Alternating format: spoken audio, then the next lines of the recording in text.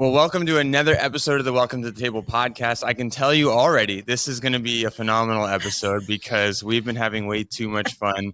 It's been hard to start, in fact. But if you're new to listening or watching the show, my name is Khalil. My name is Sean. We've got Jeff Gowing in the house, and then we've got a new guest as well. Sean, I'll let you do some introductions. Yeah, so Lori Warning is somebody who we have grown to love recently. She lights up a room, is extremely bright and brilliant and fun and funny. She will get into a little bit of the story of how, what has led her to doing what she's about to embark on. But she was at the national office, or is at the national office for the Assemblies of God. And she's occupied a number of roles there and been a kids pastor too. You were a children's pastor for many, many years, right? Yep. Like 15 years or something. Yeah, like for that? over 16 years.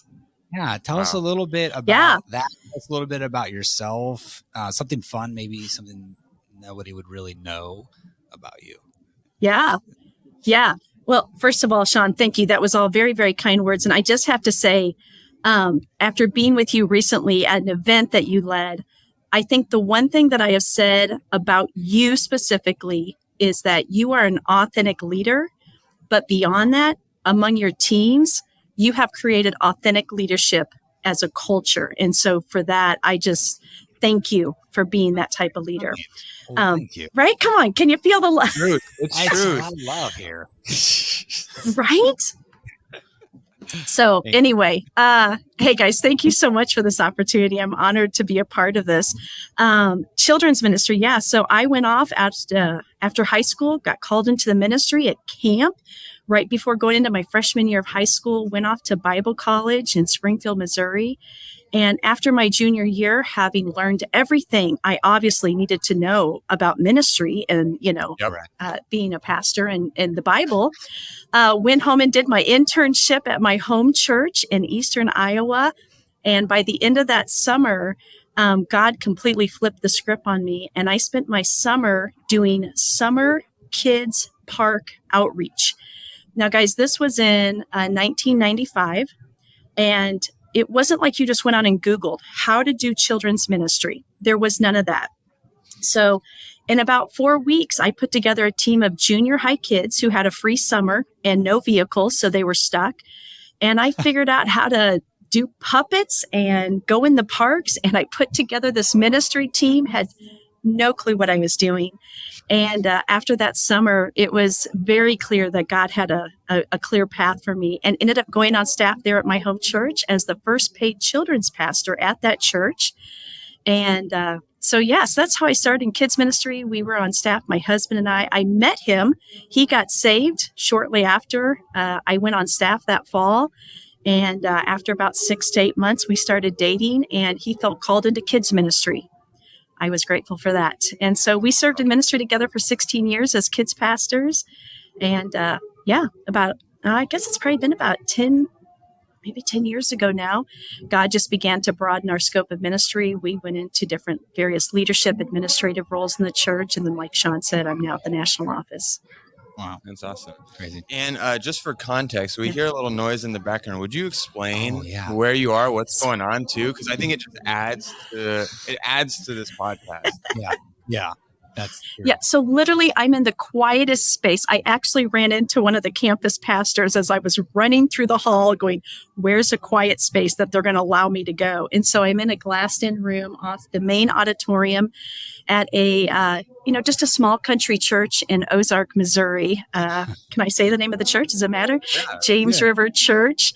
And they are, this is not my home church, although this was our home church for many years. We served on staff here, and they're in the middle of a week-long special services called the Week of Power. And so having just some incredible Holy Spirit empowered services this week, seeing just countless miracles, lives being changed, people being saved. So I'm here to be on time for the service. So. Just revival. That's so awesome. We just love that revival is everywhere, and it wouldn't be a good podcast. It is if exciting. We didn't have revival in the background, right? Yeah. Absolutely. Revival is the soundtrack for Welcome to the Table podcast. I mean, I'm just saying it here first. I apologize for the extra noise, guys. Thank you for tolerating that. No, it's okay. It's okay. So what we'd like to do is I'd like for you have a very compelling story, and I think it's very relatable to us and to our listeners. Would you kind of tell us a little bit about your journey over the last several years, and how you're stepping into a completely new, kind of a lot of unknowns role with your husband, and how that might even kind of link to discipleship or spiritual disciplines? We talk a lot about spiritual disciplines on this podcast, and maybe tell a little bit how those things might overlap a little bit.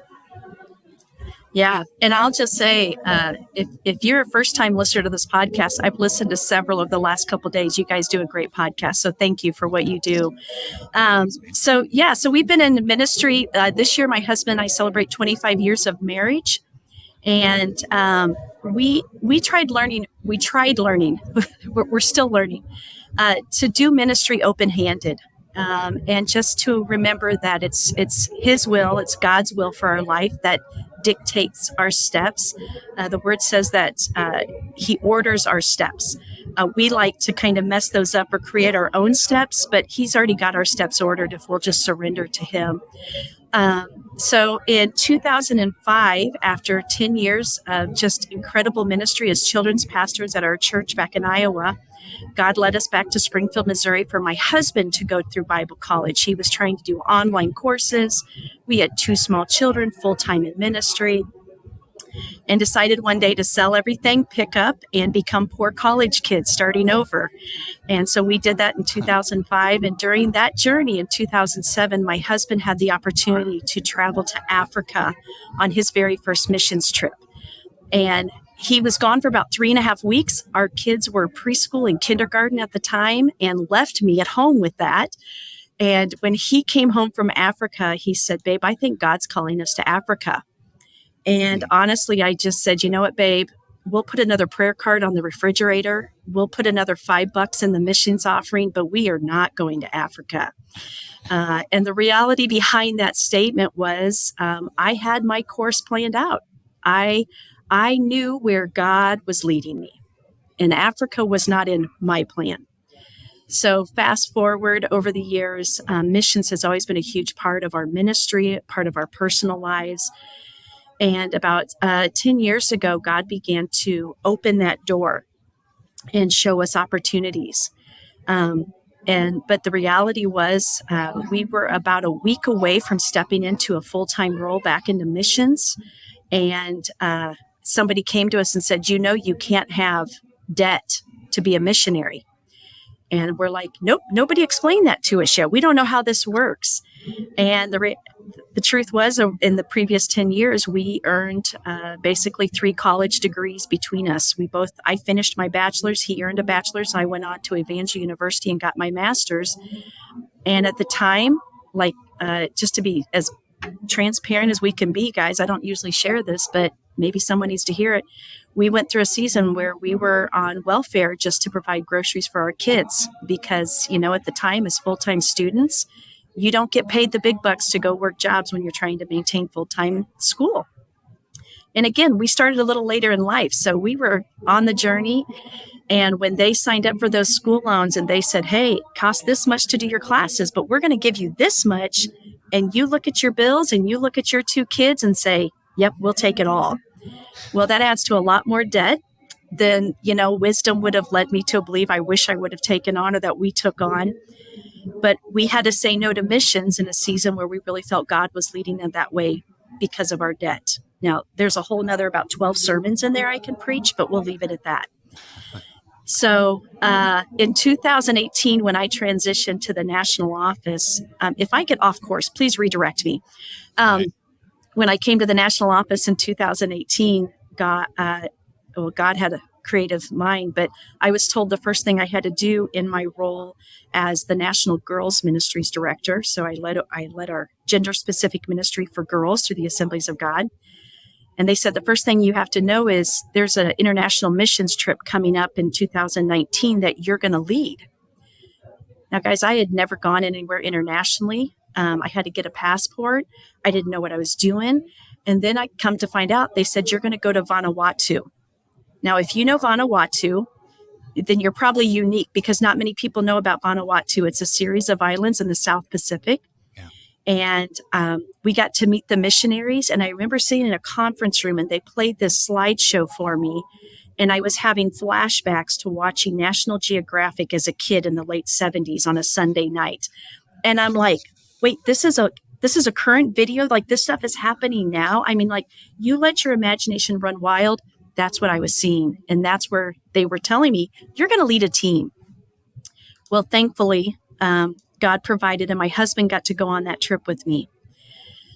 Long story short, that whole trip completely rocked my world because I stood in a village where people literally did not know the name Jesus. There was no translation for it. And there were people there who didn't understand that there was hope beyond their current circumstances. And I remember staying on our last night, having been to these crazy villages and seeing these people who were just desperate and getting ready to fly back to the United States.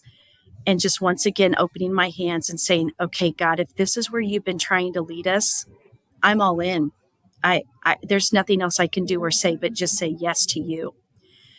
We come back to the United States and I'm realizing I don't have to go to Vanuatu to see people as desperate as I saw there because they're really just across the street. I just had to have the eyes and the Spirit of God to see them. Mm-hmm. So through that journey, God connected us through an amazing ministry called Africa Tabernacle Evangelism. It's a long story. Someday I'll, when my book goes for sale someday to raise money for missions, y'all make sure you buy it. Yeah. But God led us to this incredible ministry. So in 2020, I know that year will ring bells in everyone's ears, but in January of 2020, we were approved to begin raising funds as U.S. or as AG World Missionaries to serve with Africa Tabernacle Evangelism. But we would be based out of Springfield. At the same time, I was being prepared to be promoted into a new role that I serve in now. My response to God was, okay, finally, you've given me the desires of my heart. My husband can travel back and forth to Africa. I can continue to serve and have these amazing opportunities and stay right here where there's Dairy Queen and Panera and McDonald's and all is right with the world. But then God. So about a year ago, actually this week, I ended up going on another international trip with National Girls Ministries. And I end up in East Africa for the first time ever. And all I can say is not only did Africa get a hold of my heart, but so did God. And I came home and it just, again, so many chapters yet to be written in between that whole season. But long story short, last Thursday, my husband and I wrapped up last Friday, we wrapped up a week of training here in Springfield, Missouri with the AG World Missions Office. And we have been approved as full-time career missionaries. April 1, we start raising funds, and our prayer is by June of 2024, we will be moving to Cameroon, Africa, to build tabernacles, and I will be working with a ministry called Africa Oasis, which is a compassion arm for Africa. Mm-hmm. It's crazy. What a journey. It's crazy, isn't it? Awesome. It is awesome. Yeah. So from a kid's pastor in Iowa to Africa. I don't know how it works. That's the book. That's the book right there. So my question is, what's the lesson from that story? Yeah, I mean, I'm sure there's many. So, yeah. Oh my goodness. When we travel and speak, primarily as our itinerating as missionaries, the one thing that God has just shown me more than anything is just if you'll give me your yes, I'll give you way more than you ever asked for. So one of the things that God continually has to put me on my knees about is my pride and my selfish desires. And I'm really good at planning and putting in the checklist and picturing what does this look like. And none of it looks like what I pictured in my mind. But the incredible blessings that God has brought into our lives just over the last couple of years is unreal. So daily, I feel like the words that God has been just putting in my spirit again and again is just dependency, complete dependency on Him. And that's just saying, God, I give you my yes today as I wake up and I figure out, I got to go to the grocery store and I got to get laundry done and, the house is a mess. God, I'm going to depend on you for all those things. God, we've got to travel and we've got to speak and we've got this event coming up. God, I can't do it unless I depend on you. You asked me earlier, Sean, something about me that people wouldn't know. I didn't even mention this to you earlier, but I am a complete passionate lover of Southern gospel music. Okay. But there is this old Southern gospel song. I mean, we're talking Gaithers, the whole 9 yards, you guys. I'm all in. But there's an old song that says, I can't even walk unless you're holding my hand. Mm. And that is where daily God continues to take me. Lori, you read your Facebook feed, but I'd really just love you to just kind of let me feed you today. Lori, I know you've checked your emails. But Lori, have you checked out what my plans are for you today? I mean, that's real. That's what the day-to-day looks like. But giving God my yes, that's one of the big lessons for me. So what does that look like practically? When we say, hey, give me your yes, or, you've checked out the Facebook feed, you've checked your emails, you've checking these tasks off. But what does it look like? What does divine interruption look like? What does it look like to just daily say, hey, I'm just gonna abide? And maybe you can give a little bit of insight onto that for you personally. Yeah. Well, just a very real example. Just the other day, we were talking and we were in actually a training where they were talking about that very word, Sean, abiding, and knowing that that abiding, that connection to the source, to the vine. We are the vine, the branches, and that idea of just being so connected to Him. While we were in a training where that was being taught a couple days ago, last week, I remember being so convicted. Sorry about that. So convicted because God immediately took me back to a conversation just the week before with a coworker who was having a personal situation, struggling. And I was so proud of myself because, man, I gave them good wisdom. And when they walked out, they were saying, Lori, thank you. That was good wisdom. But I never once prayed for them. Mm-hmm. And I remember in that moment just saying, oh, man, God, my words, my experiences, those are great things. But in that moment, if I would have just stopped and said, God, what do you want to say through me? God, what do you want to say to this person? The other reality is, you know what? Getting in my car, seeing my neighbor and just doing a wave. But when did I stop and walk over to them? Hey, how you doing? I noticed your son's car's not here. Has he gone back to college? What's going on? I knew he was like, when does that stuff trump our agenda? For me, the other thing is in my current role, I have some amazing opportunities to stand on some phenomenal platforms. Sean, I had an incredible opportunity being with you, just amazing opportunities. My personality feels much more comfortable on a platform with a microphone. And God continually is stretching me to say, Lori, just sit down and take time with me because I'm going to cross your path with people this week. Talking about being here in these Bible services, something I heard Monday night. Sometimes God doesn't want to do something for you. He wants to do something through you. And so, I think when I go into my abiding time, it's like, God, what do you have for me today? Give me a word. God, give me something fresh. But sometimes it's that switch of saying, God, what do you have to put in me today that you're going to use me to speak to someone else? I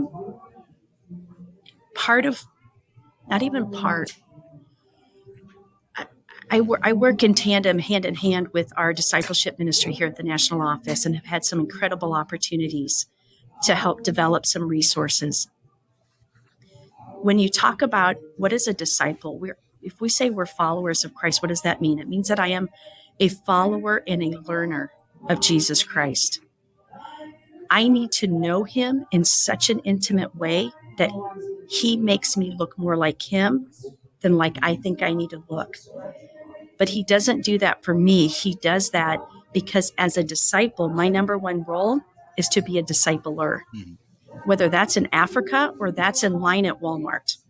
My number one responsibility beyond being a disciple of Jesus Christ is to being a discipler in every context. And I sometimes want to put discipleship in this box or tie it to a curriculum. But discipleship may look like me standing in line with someone at Walmart who's obviously frustrated and saying, hey, do you want to go ahead of me? I don't really have a time frame. It looks like maybe, would you like to go ahead of me? Could that be discipleship? You know what? If it looks like Jesus, then I think it's discipleship. Because if I'm going to follow Jesus, then his pattern that I see in God's word is follow me like I follow Christ. Follow me. Jesus is like I follow my heavenly Father. Is it in Luke where he's talking to his disciples? I think I'm probably being heretical here. I don't want to be heretical. But I think it's in the Gospels. I guarantee you that. But I think it's in Luke where he talks about follow me and I will send you out. It's just that idea that everything we do in our lives, me being a children's pastor for 16 years was not about for me to go, man, look at this incredible ministry. Look how God blessed it.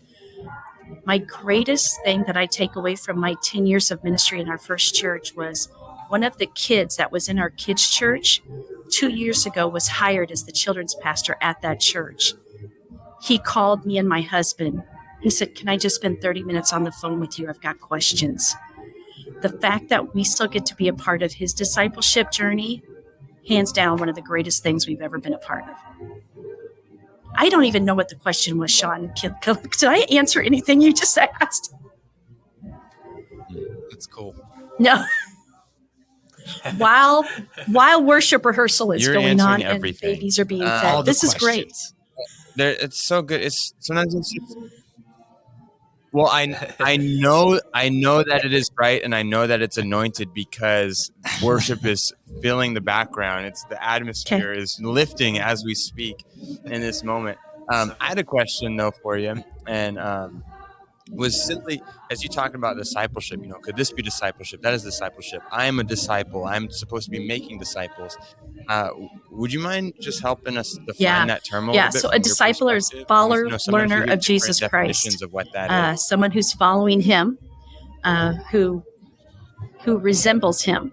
And I think that's that whole daily challenge, everything we do to look like Jesus. I think the older I get, the wiser I get. Right? I used to set that bar of how close could I get to looking like Jesus on this side of glory, right? That's kind of an old phrase, on this side of glory. I used to set that bar pretty low. It's like, man, we're in a sinful world. I can only attain this much to look like Christ. I don't know. I think God has challenged me to raise the bar and to not set my expectations so low. I think I can get as close to his glory as I want to get. I know perfection can't be attained on this side because sin is in the world. I remember at one point in my life thinking, well, I can't go through a day without sinning.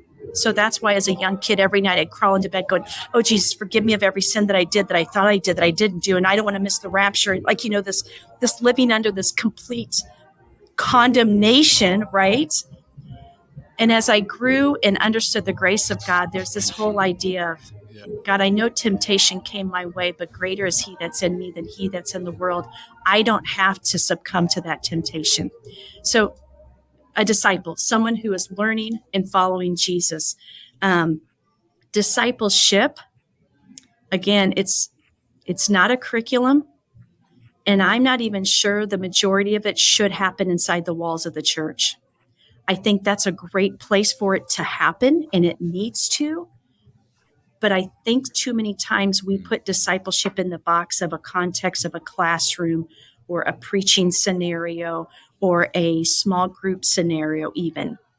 I think some of the greatest discipleship moments for me have happened in those unexpected conversations when someone is just in their real, raw self and is transparent and authentic and honest enough to say, Lori, I'm trying to figure out what this is all about. How do I read the Bible? That's discipleship. Right. Literally last week in this missions training, we're in this room with all these phenomenal people who are saying yes to God and giving up their preference to say yes to wherever God's taking them, to just crazy places that I think y'all are nuts. Why are you going there? But when God calls you, go. And I had this one young woman, she's been married less than 2 years. So there's enough right there, questions. But now they're going to go and be missionaries. And she comes to me and she says, how do I have a devotional life in an 800 square foot apartment with a man that I'm still just trying to figure out how to live with? That's discipleship. That's sitting down, stopping what I'm doing, telling my husband, hey, I'm not going to eat lunch with you because I'm going to go have this conversation. And it's walking through and saying, well, what does God ask of you? And how does that look? So I mean, it's discipleship. It's taking a phone call. 2 days ago, I was here at a revival service, and I get a text from a friend who is going through a very difficult season. And I stepped out of the service. Service hadn't quite started yet. And I spent the next hour and a half on a phone call. Some people would have said, Lori, just send it to a counselor. Counseling, there is a critical need and a place for counseling among the body. Absolutely. Mm-hmm. But sometimes just someone needs to know that you're willing to stop and listen, because I think that's what Jesus did. Mm-hmm. There's been so many times in the Word where you'll see he was going to a quiet place and then the crowds came. There's so many times that I went what feels good for my flesh, but in those moments, I still have to be willing to succumb to where God's leading me and say, you know what, in this moment, he's asked me to do this. I don't know. Am I answering your question? Yeah. I guess my big... What I love about this picture of discipleship is that it's not, like you said, it's not about perfection. I heard it said recently, like, that following Jesus is not about perfection. It's about direction. It's how we're pointing our lives. And so, yes, I think breaking it down for everyday followers of Jesus who are just trying to get it right. I mean, we hot button this word discipleship, but what can it look like? It looks like whatever path is going to force us into submission to the picture of Jesus. And I love that you, as in your life, it's a model of that. And Ruth Haley Barton puts it this way, like, that the greatest gift we can give to those we lead is our transformed selves. In other words, God's transforming our hearts, God's transforming our lives. And so can you kind of synthesize it a little bit to think a little bit about how your story has been used by God, like in real time, IRL, to help point others towards Jesus as you're being transformed. Those hard, man, my pride gets in the way, like that realization, that humility right there, just to say, this is where I'm at, is so liberating. But how along the way have you recognized God using your transformed self to point others in the direction of following Jesus? Yeah, I think for me, again, my pride is probably the number one place where the enemy loves to just say, Lori, look at this platform you get to step on. Lori, look at this person who's asking for your personal cell number, who wants to email you. Lori, look at this. And then you get in these situations. I'll never forget. I think I was in Wisconsin. I was at an event. I'm on the platform, and, there's nothing more exhilarating in the flesh than to have people greet you at the door and just like, oh, we're so glad you're here. Oh, man, we are so glad you're here. Like, I'm like, yeah, you are. Yeah, you are. Yeah, I'm going to, I'm just being real, guys. And then you get up on the platform and suddenly God speaks to you and say, talk about that dark place. So I remember being at this, it was mainly women at this event. And I get up there and God says, I want you to share this part of your life. This was just less than 3 years ago, maybe less than 2 years ago, maybe at this point.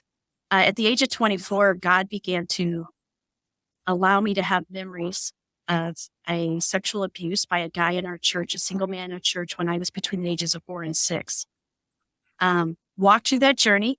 I was newly married, had just had my first child, walked through that journey. God was so redemptive through it all. But about just a few months before I went to this event, things were just being brought up again. And I did some research and found out that that man had died in an accident. And there was a part of me that kind of relived this again. So all that to say, I'm on the platform and all of a sudden God says, I want you to share that story. I'd never shared it publicly before. And I think what was so hard for me in that moment, I went to a place of such vulnerability and I exposed a part of my life. I can get up and before this point, I thought, man, I can do a polished message. Man, I can do a great altar call. Man, I can do some great closings.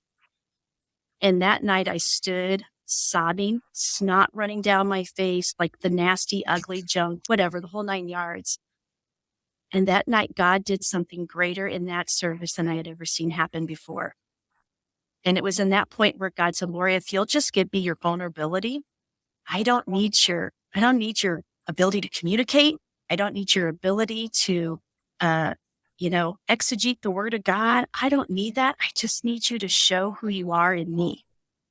So that vulnerability, it's kind of hard to get puffed up and be proud when suddenly you're like, here's my inner guts. Let me show you this. And then can we just come together on common ground? It kind of becomes hard to be so proud in that moment. I don't know if you guys have ever heard the story of, the chicken and the egg. Do you want to participate in what God is doing, or are you willing to commit to what God is doing? The chicken can produce an egg and he can participate, or the chicken can give its life and commit. I just heard a comedian joke about this the other day, because when you go to Chick-fil-A for breakfast now, you can get both the chicken and the egg at one time. That just is a creepy illustration in itself. But I began to say, God, Lori, are you going to do the egg? Are you just going to participate in what I'm doing? Or are you willing to commit it all and commit yourself to what I'm doing? I don't know, Jeff, did I answer your question? I think it's great. And then what I love too is when you're sharing about this, it's a dependence on the Holy Spirit. It's not like you're just taking all your stuff and like, hey, let me just bleed all over everyone. There's there's no barriers to your life. God, you waste nothing. The good, the bad, the ugly, the times the times where we were struggling to go back to college and do all that stuff, to where, all the checkpoints within that, but just to surrender to the Holy Spirit. And I think for whoever's listening to this, whatever lane or avenue you're in, I think it's important for every single Christ follower just to submit to the Holy Spirit, to say, how will you use me today? How can my story, how can my past, God, how can what happened last week be used for your glory, right, and for the good of others? I think Eugene Peterson says that as Christians, we're called to be rescuers of people. We're called to redeem people, and through and God uses any means necessary. So I just love that. So you answered it over here. I just was like, it struck my brain. Khalil's thinking. I see it. Well, when you asked the question, I was going to just add the thought that I think it's so important to talk about discipleship in daily life, because, Lori, you said that in some ways your personality is more comfortable on a platform than off of the platform. And so for many of us who are in vocational ministry, that could be true. It's easier to lead from the front of a room than to be in the midst of life with everyone, but and be a leader in that way. But for many people listening, they may think, man, I could never be on a platform. Right. And if we limit discipleship to the classroom or to the Sunday morning gathering or the Bible study that someone else is leading, then we look at that and we go, I could never be a disciple maker. Right. Like, I would love my friends to know Jesus, and maybe I could convince them to come to church so that my pastor can disciple them. But when we bring discipleship back into simply authentic relationship, that points people to Jesus, then that becomes something that every Christ follower can do. And I think it's just really valuable for us to get it back down to something that's approachable in that way. Because I see that in so many people. They just don't think that they have what it takes to be a disciple maker because they don't know enough, or they didn't do a Bible degree, or they could never teach from the front of the room, or they are not even comfortable leading a Bible study. And then just I think about spiritual community, and that's what God created by his Holy Spirit. He made it a community of people with their own brokenness, but experience of God's grace that they get to share with one another. Right. I think one of the easiest ways that discipleship can happen in everyday experiences is just by sharing our personal stories. When you're, on the work site, job site, in the office, next to the cubicle, at lunch, on a smoke break, whatever that looks like, and you're talking with people, and there's this idea that someone talks about, man, I am not sleeping at night. I don't know what's going on. And if you can say, man, you know what, at night, I have a hard time sleeping too. You know what's worked for me is I turn on worship music. Can I share with you a playlist? I don't know if this is your style of music. I would love for you to try to listen. Just try one night, listen to, like, that's the everyday real stuff of discipleship. And just saying, this is like, where did you get this music? Where did you this is different than what I listen to. Well, actually, this is music that talks about the love of God. And then it begins to open a door. Well, what do you mean the love of God? That's all that church stuff. Yeah, I go to church, but can I tell you about what's changed in my life? My husband has this incredible dramatic testimony that, at the age of 25, grew up Midwest, small town Iowa, never heard the gospel till he was 25. The night he hears it, radically delivered instantly, 2-pack-a-day smoker, drugs, alcohol, you name it, completely delivered. Radical. That's not my story. I grew up in the church. I grew up in a church home. And in junior high, our family kind of went through this traumatic situation. And for about 3 years, we were outside of the church, and I got really wild. I cussed. That was my rebellion. Like, my testimony doesn't stand up next to Darren's in that context. But what does always hold true is the fact that, you know what? The reality is I was lost. I wasn't lost, naked, and afraid, like the show that everyone's watching, whatever. Somebody was just asking, like, have you seen the latest episode? No, I haven't. Anyway, I listen to Gaithers. Why would I watch that? Anyway, but the idea that I was lost because I'm looking for peace in my life, and I wasn't finding it in everything around me. I was looking for some hope, and there's got to be more than getting up and just going to work and coming home and doing the dishes and making dinner and changing the diapers and going to bed and doing it again. There's got to be more. You're right. There is. In the midst of the everyday, there's so much more. Let me tell you about where my more comes from. My more comes from the hope and this man named Jesus. He changed my life. That's everyday discipleship. Share your story. Jesus shared stories all the time because nobody wants to listen to, well, let me go ahead and tell you what, Ecclesiastes, whatever. Just tell your story. Sure. I love Ecclesiastes. And I love that. So I love listening. I love listening for the simple that I'm like, I can do that. And so two of the greatest ones I've gotten, one was from Darren Poe, and Darren Poe just said, and he was been on a previous episode here. He said, anything you learn about Jesus, pass it on. And I was like, oh my gosh, I can do that. That's so easy.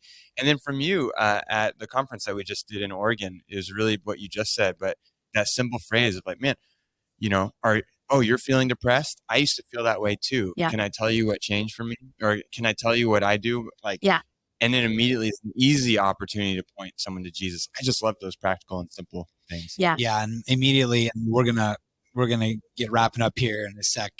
But the thought that wait, you don't want to stay on for the message? It sounds like it's going to take a long time until they get to that message. Just the Apostle Paul, when he talks about the imagery of the body and how everybody's story matters when it comes to passing on, when it comes to apprenticing, when it comes to walking and journeying and pilgriming with people. Jeff is different than me and Khalil. Khalil's different than me and Jeff, and so on and so forth. And in all of our stories, they are all not only are they shaping us, but they are preparing us to walk with others, with one another. And that body imagery, how every part of the body is important and vital and carries with it a certain role in imaging.